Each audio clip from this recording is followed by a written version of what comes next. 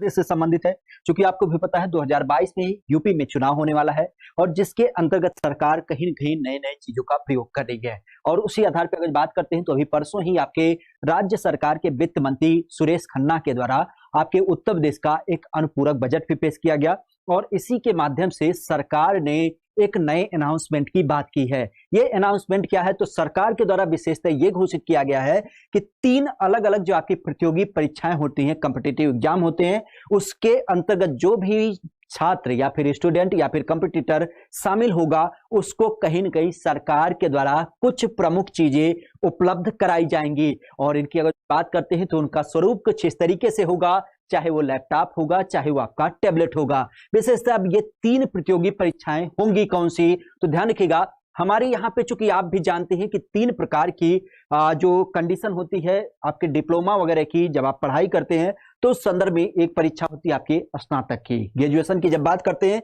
दूसरा होता है डिप्लोमा, जैसे आपने ग्रेजुएशन नहीं किया, एकेडमिक पढ़ाई नहीं की है, लेकिन किसी अंतर्गत कह सकते हो किसी कोर्स के अंतर्गत आपने डिप्लोमा हासिल किया है। और डिप्लोमा के अलावा अगर बात करते हैं तो बहुत सारे ऐसे बच्चे होते हैं जो कहीं न कहीं परा स्नातक की पढ़ाई करते हैं। तो इन तीनों कोर्सेज के अंतर्गत जो भी व्यक्ति क्या होगा, इनरोल कराएगा खुद को पढ़ाई लिखाई के लिए, तो उन व्यक्तियों के लिए सरकार ने यह घोषित किया है कि आने वाले समय में हम प्रमुखता से क्या करेंगे, यहां पे अपने उत्तर प्रदेश में लगभग 1 करोड़ छात्रों को, पुनः ध्यान रखिएगा, आपके प्रदेश के लगभग 1 करोड़ छात्रों को या फिर 1 करोड़ युवाओं को लैपटॉप और लैपटॉप के अलावा हो सकता हो आपका स्मार्टफोन। ठीक है, तो 2 चीजें ध्यान रखिएगा, या तो लैपटॉप होगा या फिर आपका यहां पे टैबलेट होगा या फिर स्मार्टफोन होगा। अभी यह सुनिश्चित नहीं है, लेकिन यह जरूर सुनिश्चित है कि आने वाले दिनों में 1 करोड़ लोगों को, पुनः ध्यान रखिएगा, हमारे प्रदेश की वर्तमान में जो जनसंख्या है 2011 के अनुरूप वो है 19,98,12,341।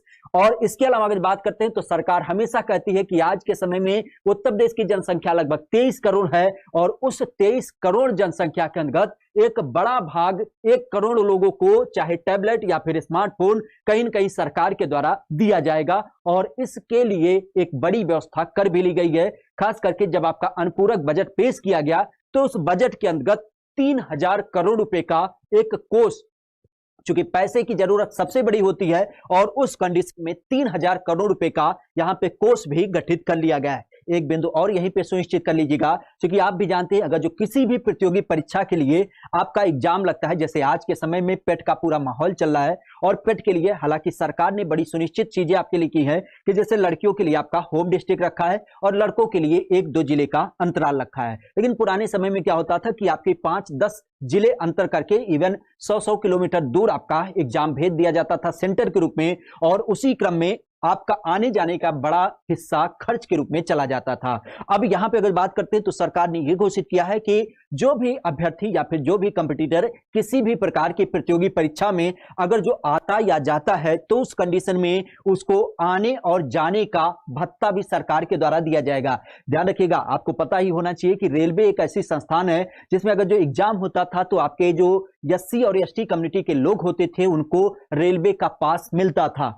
यह केवल उन लोगों के लिए उपलब्ध था। लेकिन उत्तर प्रदेश सरकार ने यह सुनिश्चित किया है कि आने वाले दिनों में जितने भी प्रतियोगी परीक्षा से संबंधित आपके एग्जाम होंगे उस संदर्भ में सभी छात्रों को कहीं न कहीं क्या होगा, उस संदर्भ में भत्ता दिया जाएगा। अर्थात जितनी आपकी किराए की धनराशि होगी वो आपको कहीं न कहीं पुनः आपको वापस मिलेगी। तो एक बड़ी सूचना थी, खास करके आप भी जानते हैं, तो हो सकता हो कि आने वाले दिनों में इसके बारे में पूरा प्रोसीजर बताया जाए कि किस तरीके से सरकार आपके लिए पूरी रास्ते की जो कह सकते हो कड़ी होगी उसको सुनिश्चित करेगी कि आखिर आपका ये जो 1 करोड़ का लक्ष्य है टैबलेट या फिर स्मार्टफोन बांटने का, तो वो कैसे कैसे किस प्रकार से प्राप्त होगा। इन सारी सूचनाओं को आने वाले दिनों में हम आपके साथ शेयर करेंगे कि किस तरीके से ये सारी चीजें मिलेंगी।